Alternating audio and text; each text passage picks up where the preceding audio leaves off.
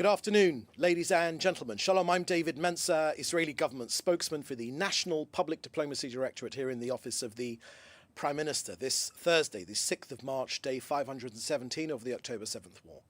I'll be providing a really quick update and then we'll take your questions. Please remember to put them in the chat together with your news outlet and we'll take all of them. Remember to put your name and your news outlet and we take your questions. Let me start today with laying out Israel's position on the Witkoff framework. Israel's stance is well defined. The goals of the war, the return of all the hostages, the elimination of the military and governmental capabilities of the Hamas terrorist organization, and the removal of the terrorist threat to our citizens. Israel cannot accept a situation in which Hamas continues the ceasefire under the initial conditions without the release of our hostages. Just a reminder, our hostages remain in starvation conditions. Yesterday, Dr. Hagar Mizrahi, head of Israel's Ministry of Health's medical division, said that the hostages who returned to Israel in phase 1 suffered from extreme weight loss, up to 40% of their body weight, leading to severe nutritional deficiencies. Barely 50% of the necessary daily intake of food was given to preserve life. They suffered from muscle bleeding. Physiotherapy was needed to rebuild their muscles. They suffered from infectious diseases, from the zero hygiene. They were forced to drink dirty water, while clean water is and was available. Eye and dental problems. They suffered from broken teeth. But also, a point very often not made is for the hostage families themselves. The stress and the mental strain even affecting their own dental health and general well-being. Israel's health ministry has again called on the Red Cross to get proper nutrition and full meals and vitamin supplements to the remaining hostages. If Hamas continues to refuse to let our people go, Israel will be compelled to respond accordingly. Now, Israel has accepted Witkoff's proposals to extend the temporary ceasefire through Ramadan and Passover, provided that Hamas releases hostages. Hamas has rejected this offer. To be clear again, we will not return to the reality that preceded the murderous terrorist attacks on October 7th, 2023.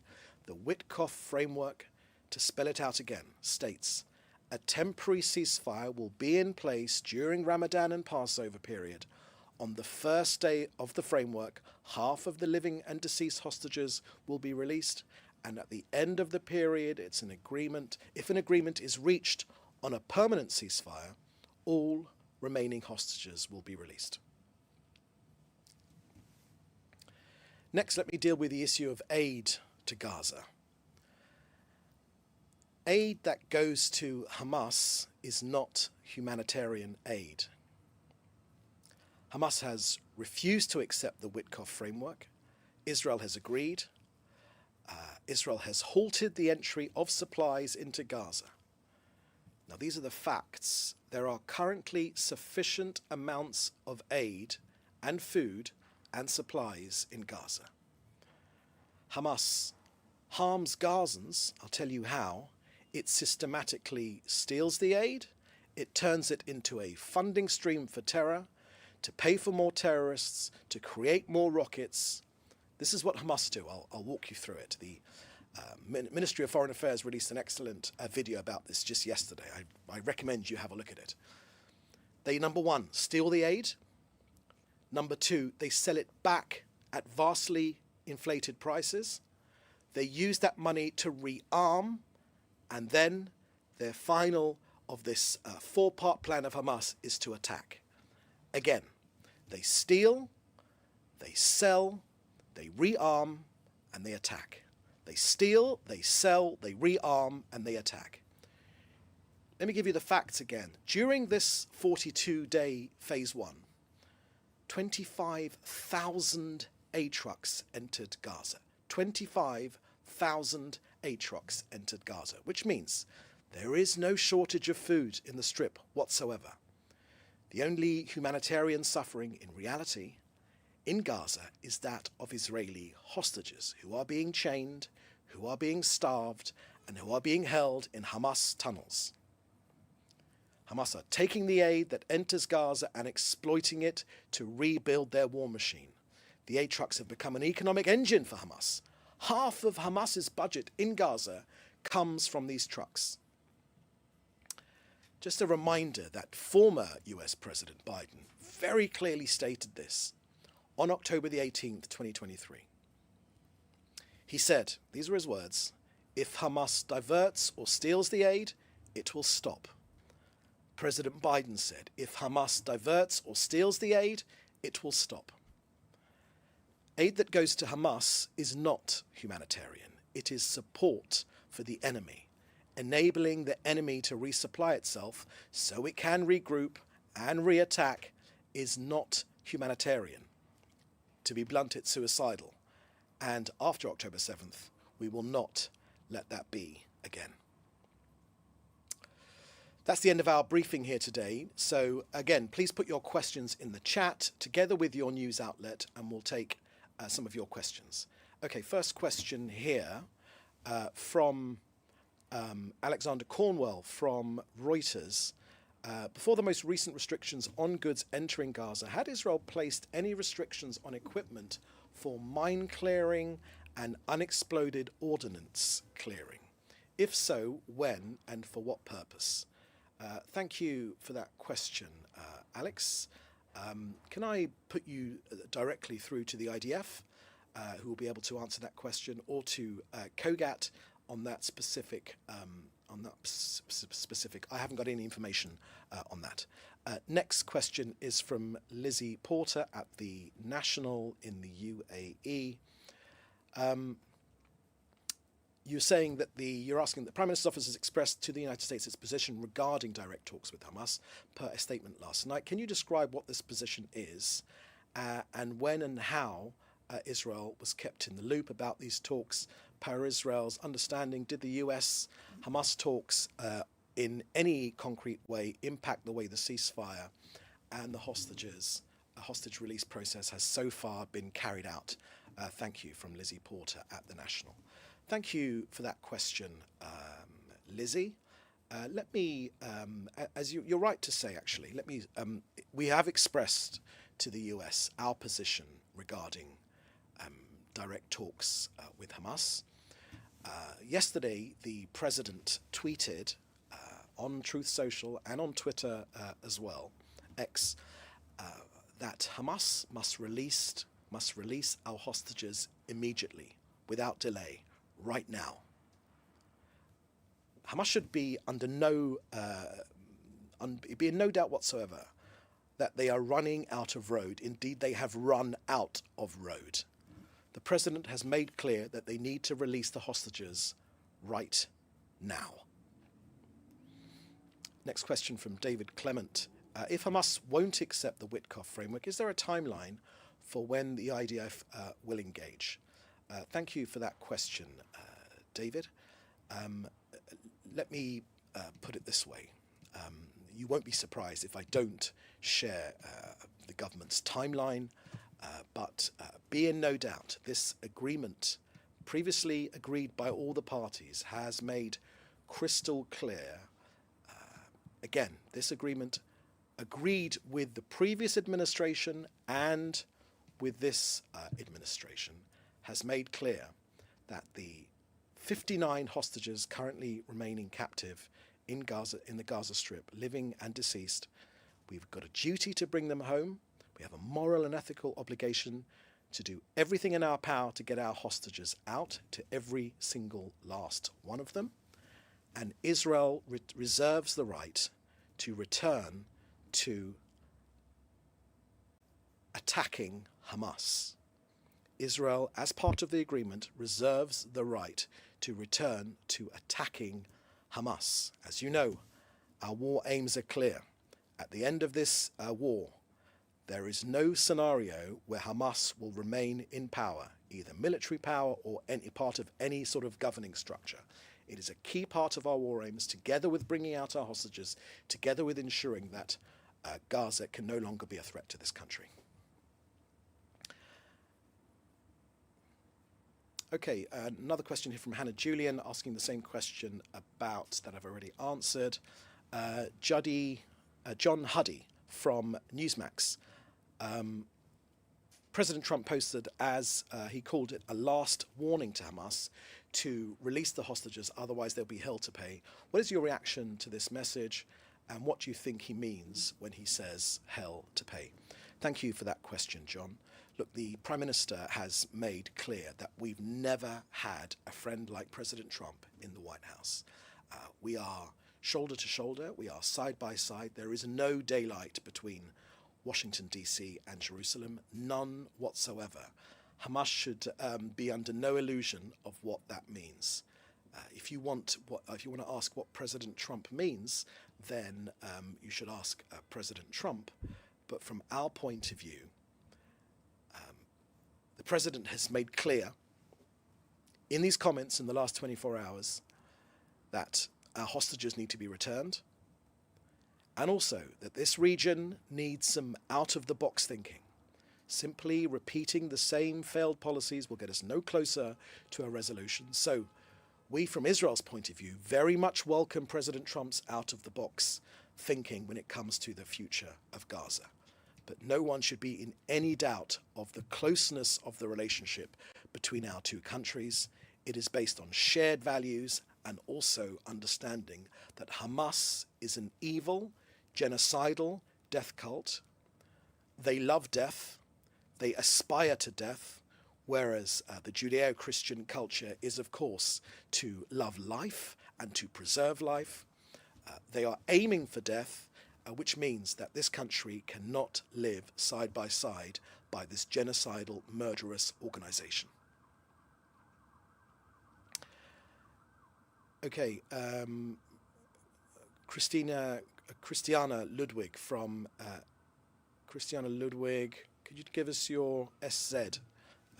Perhaps you could tell us what SZ is. Forgive my ignorance, Christiana. Jason Perry from NTD News. What's Israel's plan when food becomes scarce in Gaza? What will be the incentive for residents to leave? Will that be an incentive to residents to leave if they wanted to? Is there any plan for any other country to take them in? Thank you for that question. Jason Perry from NTD News. Look, throughout this war, we have been prepared to make painful sacrifices in the pursuit of a change of the status quo. But let's be clear, the arming and equipping of those who seek our extermination, because be clear that aid to Gaza right now means aid to Hamas, okay? They steal the aid, they resell the aid to their own people, and then they rearm, and then they want to attack. They steal, they resell, they rearm, and then they want to attack. Steal, sell, rearm, and attack. That's their plan. No country would accept rearming its enemy, especially an enemy like Hamas, who is determined to, and they say it with their own mouth, to carry out October the 7th again and again and again.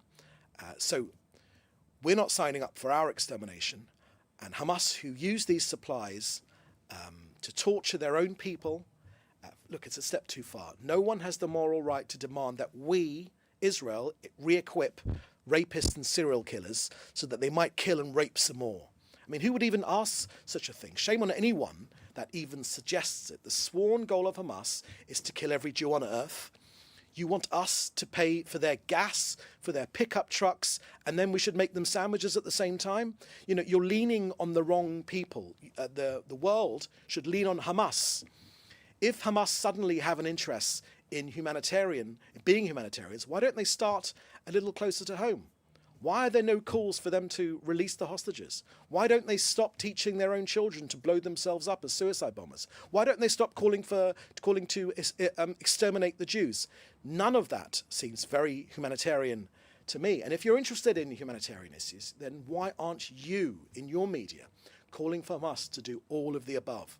Or is it that because Jews are not entitled to the same humanitarian protection and dignity that you claim is a universal right for others? Hamas have hoarded for months and months of supplies. They have enough food to feed their own people and to cause their own Hamas terrorists to create an obesity epidemic. But the only people who we see getting fat are Hamas themselves.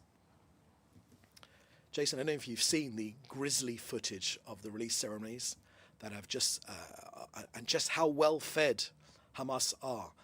The supplies are there, but Hamas simply don't share. Would you ask us to give matches to arsonists? Well, until something changes with Hamas, we're not going to give them the equipment that allows them to set the region on fire again. If the criminals of Gaza won't reach out their hand to release our people in peace, then they can stop reaching out their hand to take. If they have the money for rockets and bombs and guns, then they have the money to look after themselves. Remember this point.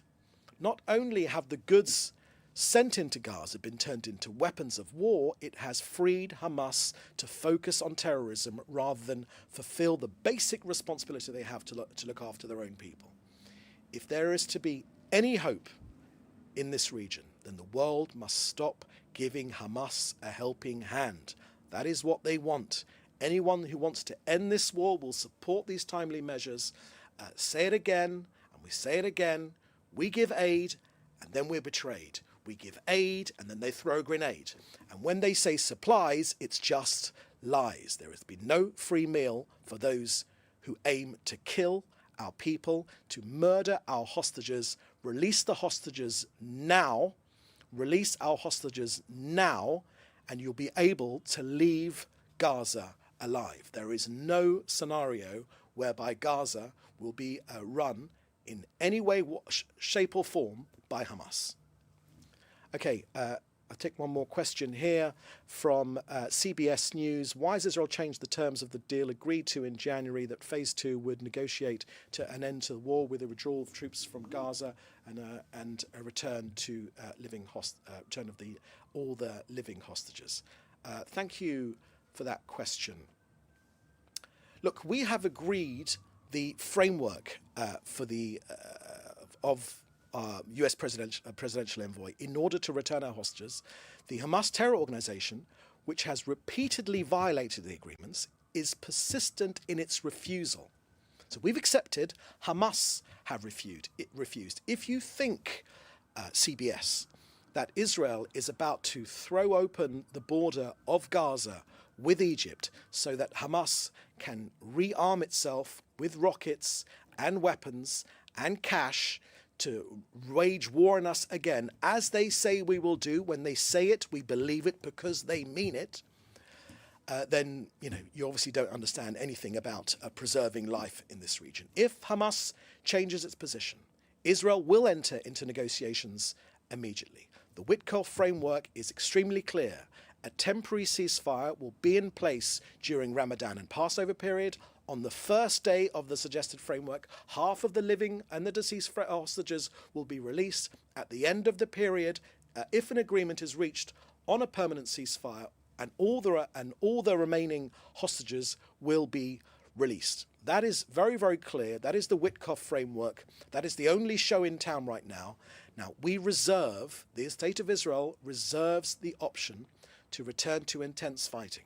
It's not what we want, but also, according to this current framework, if the negotiations are not effective, this clause has been supported by both the previous US administration and the current one. Hamas need to return the hostages. Let my people go now. Okay, my friends, that looks like the last question. Thank you for joining us here today. Christiana, I think I did answer your question from Süddeutsche Zeitung. I think I answered your question directly.